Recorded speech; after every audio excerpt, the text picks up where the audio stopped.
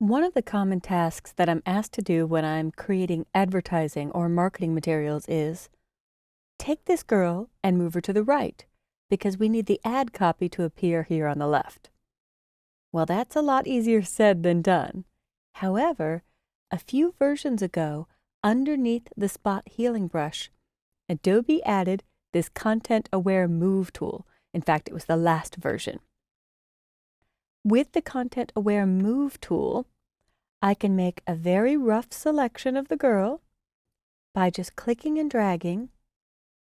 And when I get to the bottom, I don't simply let go. With any selection you're making, it's a good work habit to go back to where you started. If you don't, Photoshop may decide how to close the selection for you and leave a line across the girl or the area you're trying to select. I'm happy with this. We need more brick on the right, and if I were to just move the girl to the right with the move tool, it would leave a gaping hole. So clearly that's not what I want. I'll undo that and go underneath the spot healing brush tool. I right-clicked to see the nested or hidden tools underneath and choose the content-aware move tool. Once I select it, I get in the middle of my marching ants. Yes, that is their technical term. I click and hold and drag her to the right. Now you'll see she still exists in the background in her original spot, but when I let go, Photoshop does some trickery, very complex magic, and we'll see how it does. Oh, I am so impressed. Under Select, Deselect, this could have taken me 10 or 20 minutes, maybe an hour if I let my perfectionism kick in. But she is gone, and there's barely any evidence that she was there. If I choose Edit Step Backward twice, let's try moving her to the opposite side, because of course the client has changed their mind. So I'm going to drag her to the left. In fact, I think that frames her better. So when I let go, we'll see how it does the magic. It's got far more of her to remove if I position her on the left side of this photo. Oh, and I'm astounded again. There's a tiny little trail here and here because it was a lot harder to do. So I'm going to undo this content-aware move, and there are options for the adaptation. No, not the movie, but the algorithm, how it's controlling what is moved. Let's try very strict.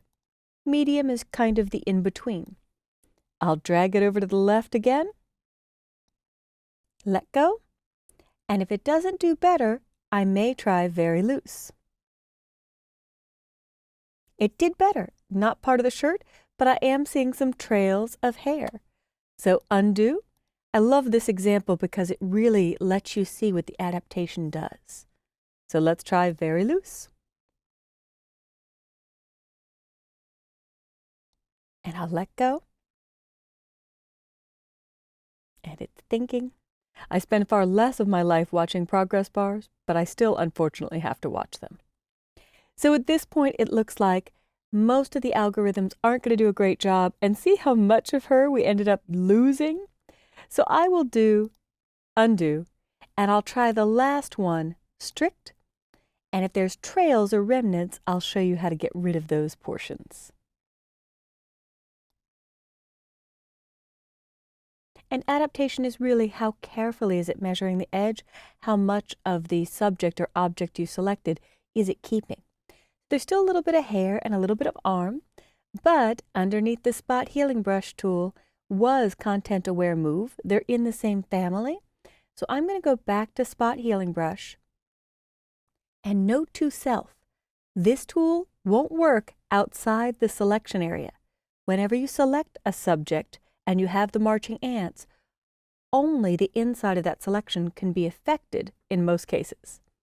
So I'll do select, deselect, and I'll make my brush size about as big as the area I want to clean up. So now I'm going to paint away some of the hair. Perfect. Paint away some here. And this you can use to hide any trails of cloning or painting or merging that you've done on a photo or on an image. So as you drag up or down, left or right, it will reevaluate how it's blending those. So I've started to do bad things there with the bricks. So I will step backward a few times, but only the trained eye will really know that you've made these edits. So there we've got a little bit of her arm back, and I can drag top to bottom. That didn't work well. I'll undo, bottom to top. Depending on whether you drag right or left or right, up or down to up, it will do different things. So I love to test it and see what it's doing. I'm going to hit Control Z or Command Z to do my undos a bit faster, and I'll make my brush a little bit bigger, and I'll try doing the top of the brick first. Every time you do it, it's evaluating a new part of the image, and that's not too bad considering how messy these bricks are, so I can play in further areas, but this one might have been fine to begin with. I am very happy with this. The client will be incredibly happy because they can now put text in this area and ghost it, and overall I'm happier with the composition of this photo, giving her a PowerPoint, a focal point, if you were to consider 9-slice scaling and putting the interesting subject up in a PowerPoint where those slices would intersect, giving the eye a place to be drawn to. So what we've done is use the very powerful Content-Aware Move tool, which worked on the first try moving her to the right. I made it harder for Photoshop and moved her farther away, giving it more work to do by moving her to the left. But then I showed you tricks on how to compensate for what didn't move perfectly. In fact, I'm still astounded at how well it blended the bricks in the background for the new spot she landed. So this is the end of your tour of Content-Aware Move and a little bonus patching. Give it a try on your own.